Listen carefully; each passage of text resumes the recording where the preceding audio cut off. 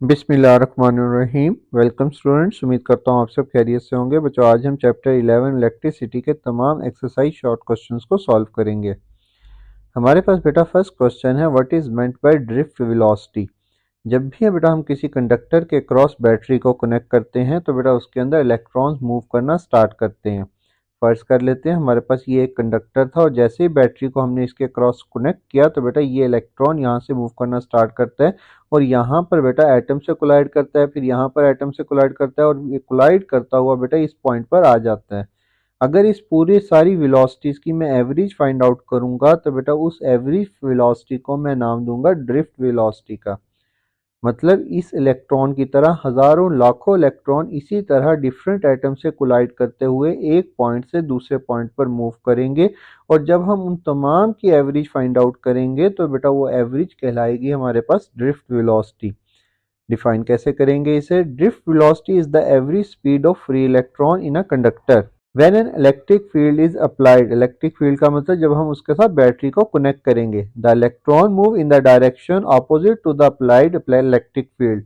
मतलब इलेक्ट्रॉन हमेशा electric field के ऑपोजिट मूव करता है क्योंकि हमारे पास इलेक्ट्रिक फील्ड की डायरेक्शन होती है पॉजिटिव से नेगेटिव और इलेक्ट्रॉन हमेशा नेगेटिव से पॉजिटिव चाहता है क्योंकि इलेक्ट्रॉन के पास नेगेटिव चार्ज होता है। The formula of drift velocity is v is equal to I divided by n e A. यहाँ पर I जो है वो करंट को शो कर रहा है, n number of electron, E हमारे पास चार्ज ऑफ इलेक्ट्रॉन और यहाँ पर A जो है वो cross sectional area of conductor को रिप्रेजेंट कर रहा है। क्योंकि बेटा ड्रिफ्ट वेलोसिटी भी वेलोसिटी है तो बेटा हमारे पास यहाँ पर इसका यूनिट भी मीटर पर सेकंड होगा। नेक्स्ट क्वेश्चन है हमारे पास, why do we use Kirchhoff's laws for circuit problem solution. हम किर्चॉफ्स लॉज को ही क्यों यूज करते हैं सर्किट प्रॉब्लम सॉल्यूशन के लिए? बेटा हमारे पास किर्चॉफ्स लॉज जो है वहां पर यूज होते हैं जहां पर हमारे पास कम्प्लेक्स स्ट्रक्चर हो या कम्प्लेक्स सर्किट मौजूद हो। कम्प्लेक्स सर्किट का क्या मतलब है? ऐसा सर्किट जहां पर दो या दो से ज्यादा रेजिस्टेंस, दो या दो से ज्यादा बैटरीज कनेक्ट हो या डिफरेंट उसकी ब्रांचेज और डिफरेंट लूप्स हो, वहां पर बेटा हम किर्चॉफ्स लॉज को यूज करते हैं। वहां पर हम ओहम्स लॉ को यूज नहीं कर सकते। We use Kirchhoff's laws to solve complex electrical circuit. These laws help to find unknown current, voltage and resistance in a circuit. Kirchhoff's laws are helpful for circuit with multiple loop and branches. They follow the principle of conservation of energy and charge. मतलब Kirchhoff's law जो है बेटा ये law of conservation of energy law of conservation of charge को follow करते हैं। इस line का क्या मतलब बेटा? हम कहते हैं energy can neither be create nor be destroy but it convert one form to another form. Simple word में अगर हम समझते हैं कि एक सर्किट के अंदर वही पावर डेसिपेट हो सकती है जो बैटरी ने प्रोवाइड की हो। मतलब एनर्जी हम ना पैदा कर सकते हैं ना जाया कर सकते हैं बल्कि एक फॉर्म से उसको दूसरी फॉर्म में कन्वर्ट कर सकते हैं। नेक्स्ट है बेटा हमारे पास define Kirchhoff's current rule and Kirchhoff voltage rule. Current rule में हमने कहा था कि जितना भी करंट एक पॉइंट पर बेटा इकट्ठा होता है उस पॉइंट से उतना ही करंट आगे जाता है। फर्ज कर लें यहाँ पर बेटा I1 current, I2 current, I3 current इस पॉइंट पर कंबाइन होता है और कंबाइन होने के बाद बेटा I4 करंट और I5 करंट यहाँ से आगे जाता है। तो हम कहेंगे जितना भी करंट इस पॉइंट पर आया था उतना ही करंट इस पॉइंट से आगे गया है। मतलब फर्ज कर लेते हैं यहाँ पर 10 था एम्पेयर था, यहाँ पर भी 10 एम्पेयर, यहाँ पर भी 10 एम्पेयर, टोटल आया इस पॉइंट के ऊपर 30 ampere.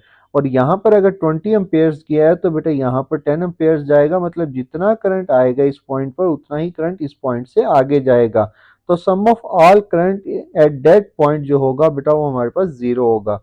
The total current entering a junction is equal to the total current leaving the junction. This formula is sigma I is equal to zero. Next है बेटा Kirchhoff voltage rule. Kirchhoff voltage rule हमने topic में भी समझा था कि हमारे पास total voltage सम जो होगा क्लोज लूप के अंदर वो भी जीरो होगा। फर्ज कर लेते हैं बेटा ए पॉइंट से 20 वोल्ट का करंट जो है वो मूव करना स्टार्ट करता है और ये पहली रेजिस्टेंस जो है ये हमारे पास 5 वोल्ट ड्रॉप करती है, 5 वोल्टेज को यूज करती है। तो बी पर बेटा हमारे पास जो टोटल वोल्टेज बचेगा वो रह जाएगा 15 और इसी तरह B से जब हम C की तरफ जाएंगे तो बेटा टोटल रह जाएगा यहाँ पर 10, क्योंकि 5 वोल्टेज जो है इसने कंज्यूम किया, इसी तरह 5 वोल्ट ये रेजिस्टेंस कंज्यूम करेगी और 5 वोल्ट ये रेजिस्टेंस कंज्यूम करेगी। मतलब जितना वोल्टेज आया था इस सर्किट के अंदर वो सारा इन तमाम रेजिस्टेंस ने कंज्यूम किया है। ये करंट, ये वोल्टेज कभी जाया नहीं हो सकता। This means that energy gained by the charge is equal to the energy lost in the loop. This formula is sigma v is equal to 0. Next है बेटा हमारे पास fourth question, what is the working principle of galvanometer. Galvanometer का working principal क्या है?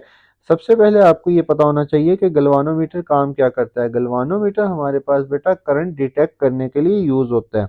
जैसे ही बेटा फर्ज करें ये दो वायर्स थी जहां से हमने पता करना था कि करंट यहां से पास कर रहा है या नहीं कर रहा, तो बेटा इस वायर को और इस वायर को हम उस टर्मिनल से कनेक्ट करेंगे। यहाँ से अगर करंट फर्ज करें इस वायर के अंदर पास कर रहा होगा तो बेटा करंट यहाँ से जाएगा और यहाँ से होता हुआ बेटा गल्वानोमीटर के अंदर इंटर होगा।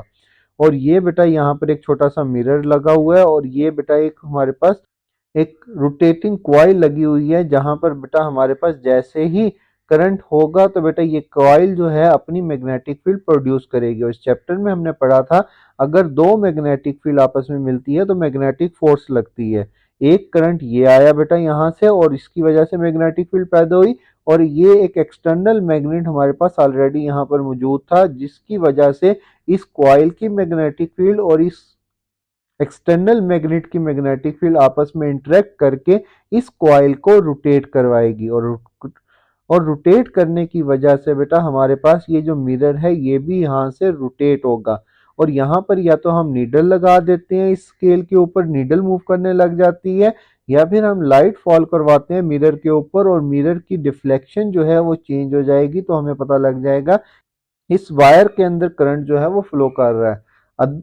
अदरवाइज अगर करंट फ्लो नहीं कर रहा होगा तो बेटा ये कॉइल रोटेट नहीं करेगी, क्योंकि एक सिंगल मैग्नेटिक फील्ड कभी भी इस कॉइल को रोटेट नहीं करवा सकती। हाँ, अगर दूसरी मैग्नेटिक फील्ड प्रोड्यूस होगी करंट गुजरने की वजह से तो बेटा ये कॉइल रोटेट करेगी।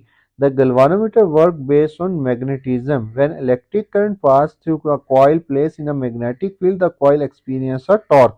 टॉर्क का मतलब ये हल्का सा रोटेट करेगी, ट्विस्ट होगी। This torque causes the coil to rotate. The amount of rotation depend on the current strength. More current, more deflection of coil. मतलब जितना ज्यादा करंट इसमें से पास करेगा उतनी ज्यादा ये कॉइल क्या करेगी, रोटेट करेगी। क्यों? क्योंकि जितना ज्यादा करंट आएगा बेटा उतनी ज्यादा मैग्नेटिक फील्ड पैदा होगी और उतनी ज्यादा मैग्नेटिक फोर्स लगेगी, जिससे इस कॉइल के अंदर टॉर्क प्रोड्यूस होगा।